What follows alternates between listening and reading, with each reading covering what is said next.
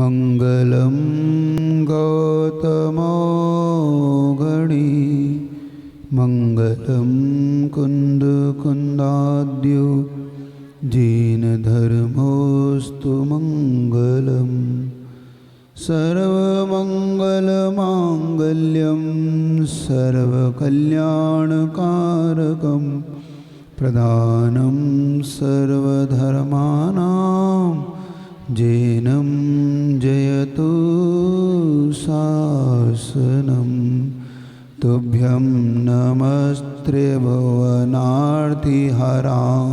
नाथ तुभ्यं नमः चितितला मलभूषणाय तुभ्यं नमस्त्रिजगत परमेश्वराय तुभ्यं नमो जिनभवोदधिशोषणाय। बोले देवादिदेव अतिशयकारी आदिनाथ भगवान की। परम पूज्य आचार्य गुरुवर विद्यासागर जी महाराज की। परम पूज्य वीर सागर जी महाराज की।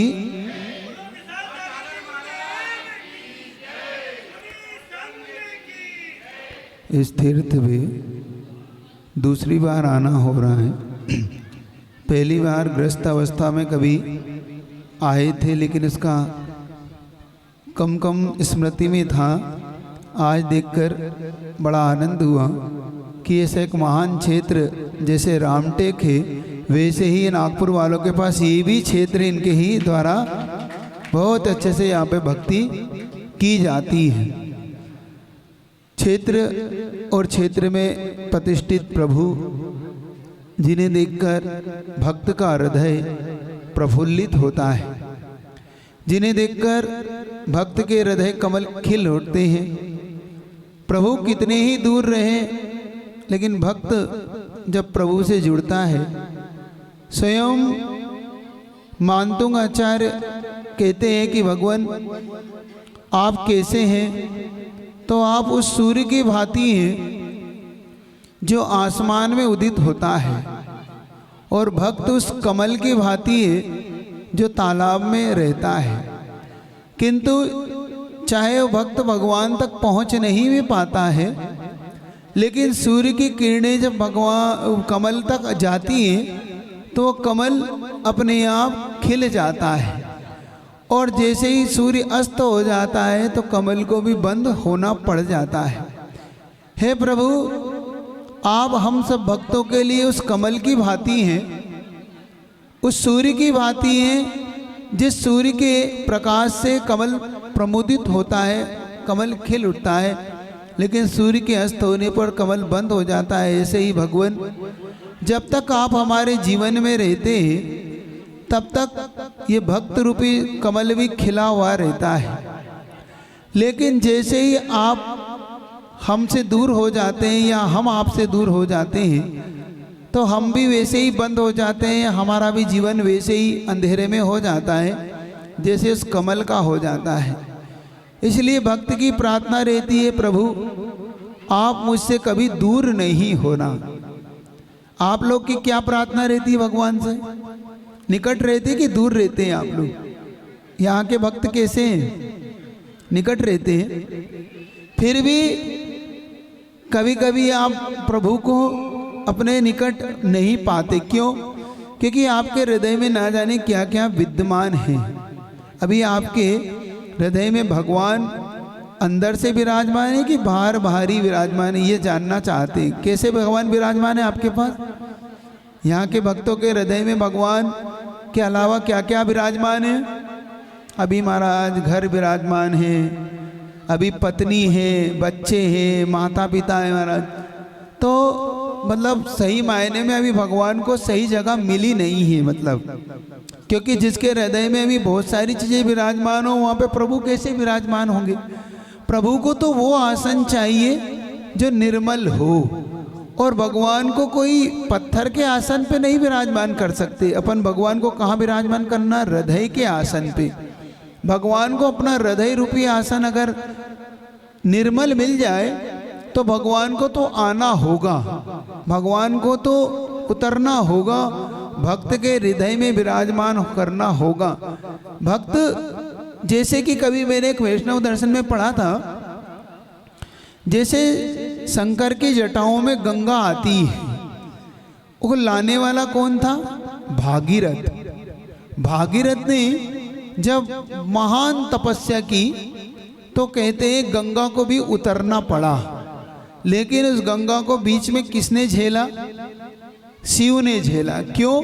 क्योंकि कहते हैं अगर ये गंगा सीधी अगर उतर जाती तो कहते हैं पाताल को भी फाड़ के नीचे चली जाती, तो कभी भी उससे किसी को लाभ नहीं होता। तो बीच में शंकर ने उसे झेला और फिर हम तक कहते हैं इस दुनिया तक पहुंचा।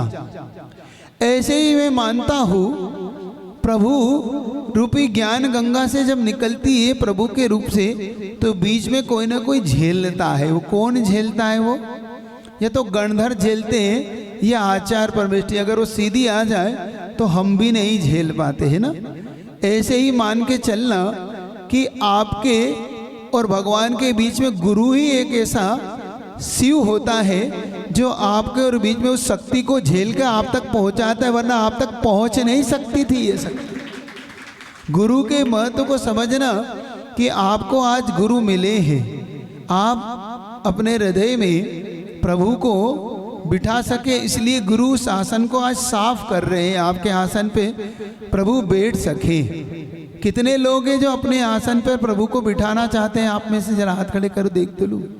पक्का? जब आसन पे आप बिठाओगे तो बहुत सारी चीज चली जाएगी आपके अंदर की, पहले समझ लो।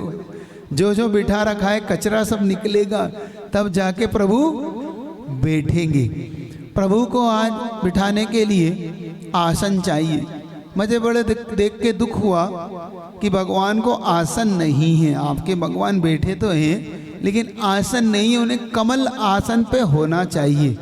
पहले हृदय में बिठाने से पहले प्रभु आपके कमलासन पे विराजमान होना चाहिए, क्योंकि इस क्षेत्र को देख के ऐसा लग रहा है, ऐसा आनंद आ रहा है जैसे कभी कुंडलपुर के बड़े बाबा का क्षेत्र देख के आनंद आता है। ऐसे 9 वेदियां यहाँ पर हैं और इसके लिए थोड़ा सा समाज को कहना मानना पड़ता है। क्या समाज कहना मान सकती है गुरु का? क्योंकि मैं बता रहा हूँ सांगानेर की घटना। सांगानेर एक ऐसा क्षेत्र था जहाँ पर इतनी मूर्तियाँ हैं वहाँ पर। कभी आप गए सांगानेर? गए। उस सांगानेर में इतनी मूर्तियाँ की वहाँ पर, और ऐसे अतिशयकारी भगवान, फिर भी वहाँ पर कोई मिलता नहीं था अभिषेक के लिए। कमेटियों में झगड़े होते रहते थे, कमेटी इधर से उधर चाबी फेंकती थी, भैया हम नहीं संभालेंगे, तुम संभालो, होके था तुम संभालो, होके था तुम संभालो।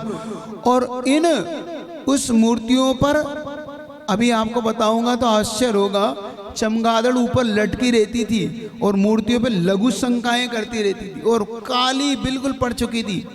जब वहाँ पर पूज्य सुधा सागर जी गए और वो बताते हैं कि जब मैं पहली बार आ नहीं रहा था इस क्षेत्र पे, लेकिन मुझे जबरन लाया गया। मैं तो यहाँ से बिहार करके MP आना चाहता था, लेकिन जब मैं वहाँ पहुँचा तो भगवान को देखता रह गया और मैंने देखा कि ये क्षेत्र क्यों उपेक्षित है, ये क्षेत्र क्यों भक्तों से या यहाँ भक्ति इसकी क्यों इसके भक्ति इस क्षेत्र से जुड़ नहीं पा रहे। तो देखा वहाँ के जो मूल नायक आदिनाथ भगवान है, जो आपने देखा होगा पार्श्वनाथ भगवान की बेदी के जस्ट पीछे, देखा ना, स्वर्णिम बिल्कुल लाल पाषाण पे जो आदिनाथ भगवान है वो, उनको जो उच्च आसन था, उनका आसन बहुत नीचे था। तब महाराज ने बस समाज से एक काम कहा कि तुम तो बस इसके उच्च आसन को दे दो, बाकी तुम देखो इसका अतिशय। क्योंकि जब महाराज वहाँ से जाने वाले थे तो महाराज को उन्होंने घुमाया और घुमाते घुमाते वहाँ पर एक चमगादड़ ने महाराज के ऊपर लघु शंका कर दी। महाराज को बहुत गुस्सा आया। महाराज ने कहा तेरी इतनी औकात, मुझ पे लघु शंका कर रही है तू? तब उनको एक आवाज सुनाई पड़ी। तब कहते हैं भगवान आदिनाथ कहते हैं बस एक बार तेरे पे लघु शंका हुई तो इतना गुस्सा कर रहा है, और तुझे मेरी समझ दिखता कि मेरे ऊपर जीवन भर से हो रही है क्या? मेरे तेरा ख्याल नहीं आता?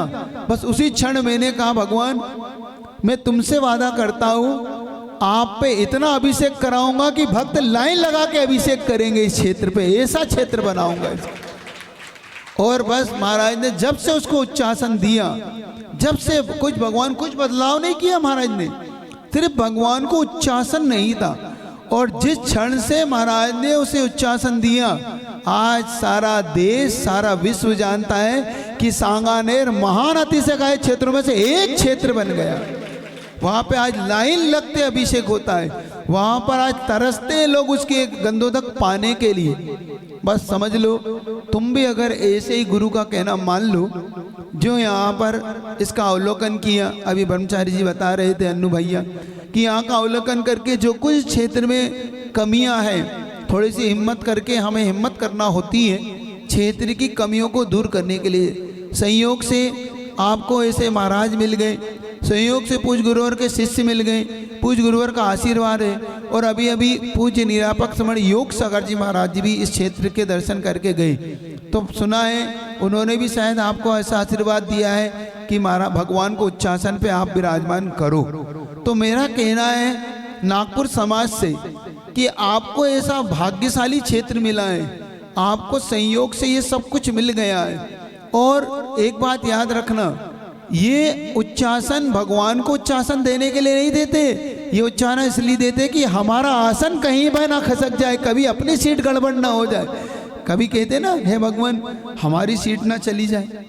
जिन लोगों को ये चाहिए, जो चाहते हैं कि हमारा घर अच्छा बना रहे, जो चाहते हैं कि हमारे घर में इज्जत बनी रहे, जो चाहते हैं कि हमारे घर में यश कीर्ति बनी रहे, भाई एक ही काम कर लो, भगवान को उच्चासन दो। तुम देखो तुम्हारे घर में कैसे अतिशय छाता है, कैसे अभी तुम्हारे घर में कैसे बदलाव आते। इस क्षेत्रों पे हम लोग भक्ति करते हैं, लेकिन इन क्षेत्रों की हम कीमत नहीं समझ पाते। नागपुर समाज इस क्षेत्रों की कीमत समझे। भगवान को देखकर इतना आनंद आता है, ऐसा लगा मुझे जैसे भगवान के चरण छुए। कितनी एनर्जेटिक मूर्ति है, भगवान में कितनी एनर्जी है, यहाँ का गंधोदक कितना एनर्जीवान होगा। और विचार करो कि यहाँ पर आप लोग आए हो, पहले तो मन था यहाँ का सिर्फ दर्शन करके आगे बढ़ने का, लेकिन संयोग से ऐसा लगा कि यहीं पर चर्या भी हो रही है, यहीं पर भगवान का अभिषेक के लिए आप लोग भी आ गए संयोग से। तो देखो अब गंधोदक की महिमा मुझे ज़्यादा नहीं गानी, तुम 2 बार सुन चुके हो, आप लोग परवारपुरा में भी सुन चुके और तुलसी नगर में भी गंधोदक की महिमा सुन चुके। और फिर तो क्षेत्र का गंधोदक, जैसे एक होता है नगर के प्रभु और एक होते हैं क्षेत्र की एनर्जी इतनी ज़्यादा होती है, क्योंकि नगर तो सिर्फ हम लोग तक जुड़ा रहता है। मान लो आपकी 500-1000 घर की समाज है तो 1000 घर से जुड़े हुआ है वो नगर, आपका नगर का जिनालय। लेकिन क्षेत्र का जिनालय तो पूरे भारत का जिनालय होता है, पूरे भारत के भक्तों की एनर्जी वहाँ पर होती है, क्योंकि हर व्यक्ति यहाँ इस क्षेत्र से अपनी भावनाओं को जोड़ता है। तो मेरा कहना आपसे इतना ही है कि ये प्रभु आपके ऐसे हैं, ऐसे अतिशयकारी, ऐसे भगवान, ऐसे आदिनाथ भगवान, आदिम ब्रह्मा। और सही बता दूं, आदिनाथ भगवान आचार्य श्री को कितने प्रिय हैं? सबसे ज्यादा प्रिय कौन है? तो आदिनाथ। देखो चांदखेड़ी में आदिनाथ, कुंडलपुर के बड़े बाबा में आदिनाथ, सांगानेर पे आदिनाथ, और बाजार गांव में भी आदिनाथ, आदिनाथ भगवान। और आचार्य श्री को तो आदिनाथ भगवान बड़े प्रिय हैं, क्योंकि ऐसा मानता हूँ कि आचार्य श्री का संग जब से बढ़ा, कब से बढ़ा?